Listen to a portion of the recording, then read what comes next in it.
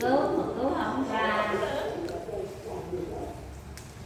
Rồi thì sao rồi rồi Con giò hả? Nhắc rớt trong này là được thôi. Ráng lên Tina, ráng lên con. Giỏi. Chui ra, chú được mà.